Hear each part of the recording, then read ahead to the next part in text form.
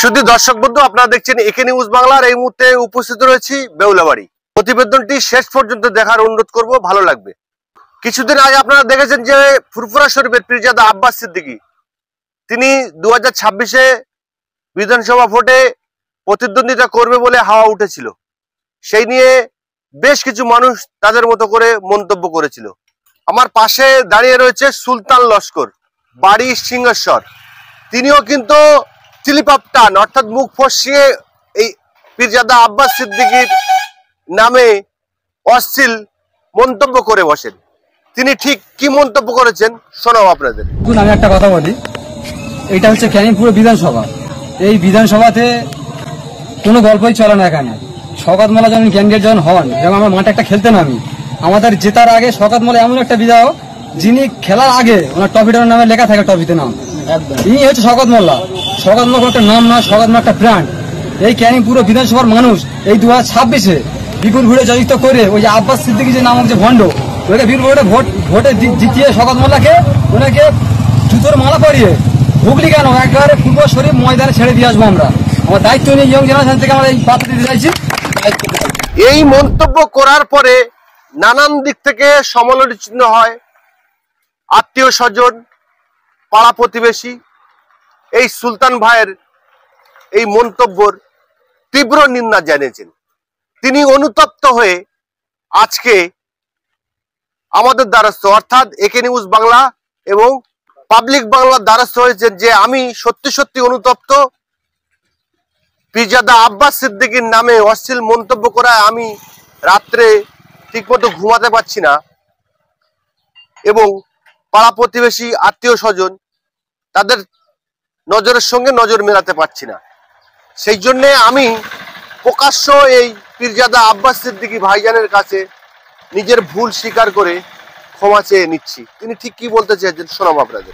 দেখুন, আব্বাস সিদ্দিকী ভাইজান উনি সকলের প্রাণ পুরুষ, সকলের নয়নের মণি এবং বিশেষ করে উনি পীরজাদা। ওনাকে এই কথা বলার জন্য সত্যি আমি খুব দুঃখিত আন্তরিকভাবে। এবং আমার এই ভিডিও দ্বারা যারা যারা আঘাত পেয়েছো, যারা আমাকে কটু চোখে দেখছো, দয়া করে আমি সবার কাছে বিনীত অনুরোধ, সবাই আমাকে ক্ষমা করবেন। এই কথা বলার জন্য সত্যি আমি লজ্জিত এবং সকলের কাছে আমি ক্ষমা প্রার্থনা করছি। তো আপনি এই মিডিয়ার মাধ্যমে ক্ষমা না চেয়ে আপনি তো ডাইরেক্ট ফুরফুরা শরীফে গিয়ে আব্বাস সিদ্দিকীর কাছে ক্ষমা চেয়ে নিতে ভালো। অবশ্যই আমি একটু সময় চেয়ে আমি সময় নিচ্ছি, এক সপ্তাহের মধ্যে তাড়াতাড়ি বড় ভাইজান আব্বাস সিদ্দিকীর কাছে আমি যাবো, দেখা করবো ওনার কাছে। যা করার হাতে পায়ে ধরতে যদি হয় আমি তাও ধরবো, কারণ আব্বাস সিদ্দিকী ভাইজান এমন একটা মানুষ, ওনাকে এই কথা বলার জন্য সত্যি আমি খুব দুঃখিত।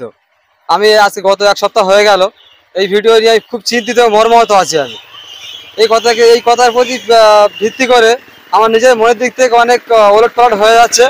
পাশে কাউকে পাচ্ছি না কথা বলার জন্য, যখন কথা বলে ফেলি আমি কথাটা বেফাস করে বলে ফেলি আমি। সত্যি এই কথাটা দেখে ভিডিওটা যাদের কাছে আছে, যারা দেখেছো ভিডিওটা, প্লিজ সকলে আমাকে ক্ষমা করবেন, কারণ এরকম কথা বলা আমার সত্যি একদমই উচিত হয়নি। এই যে বক্তব্য আপনি দিয়েছিলেন মিডিয়াতে, তো এটাকে কি কেউ বলতে আপনাকে উত্তপ্ত করেছিল, কেউ বাধ্য করেছিল না আপনি নিজে থেকে বলেছিলেন? যখন মিডিয়া এখন এসেছিল নেগেটিভ পজিটিভ নেগেটিভ ভিডিও করতে করতে আমি বেফাস হয়ে কথাটা বলে ফেলি আমি। তো এই কথা বলার জন্য কেউ আমাকে প্রেশার ক্রিয়েটও করেনি এবং সোশ্যাল মিডিয়ার মাধ্যম ছিল, ওখানে টোটাল অল টিম ছিল ওখানে। এই কথা বলতে বলতে বেশ কথাটা বলে ফেলি। বলার পরে মানুষ তো ভেবে চিনতে বলে, কিন্তু আমি বলে ভেবেছি। এটা সত্যি আমার খুব অপরাধ হয়েছে বলা আমার।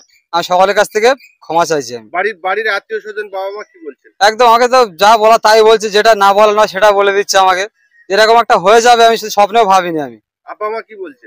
আপা মা তো যা বলার বলছে। আমি মানুষের কাছে কত কি বাড়ির ব্যাপার কত কি আর বলবো, এত কিছুই বলছে। আজকে আমি আপনাদের কাছে আসতে বাধ্য হয়েছি।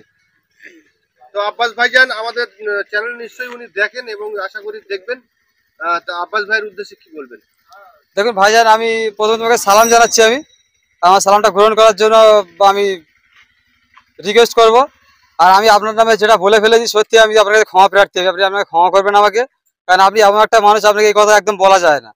এই কথা বিভাস ভাই বলে ফেলার জন্য সত্যি আমি ভাইজান আমি খুব আন্তরিক দুঃখিত।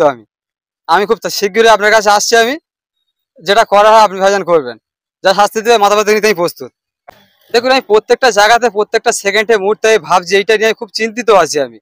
আমি দেখছি যে আমি কোশ্চেনের অ্যান্সার খুঁজে পাচ্ছি না যে এই কথা বলাটা কি ঠিক কি বেঠিক। প্রত্যেকবার আমার বিবেকের কাছে আমি হার মেরে যাচ্ছি। এই কথাটা একেবারে সত্যি একদম বলা ঠিকই নয়। তো এই কথা বলার জন্য সত্যি আমি দুঃখিত। আমি বড় ভাইজানের কাছে দৃষ্টি আকর্ষণ করার জন্য ভিডিওটা আমি প্রেস করছি। যাতে কুইকলি যাতে ভিডিওটা ভাইজানের কাছে চলে যায়, খুব তাড়াতাড়ি আমি ভাইজানের কাছে আমি আসছি, যা করার আমি শীঘ্রই তাই করবো। আমি ক্যানিং পুরো বিধানসভা সারাগাবাদ অঞ্চল সিংহেশ্বর বুথ, সুলতান লস্কর আমার নাম।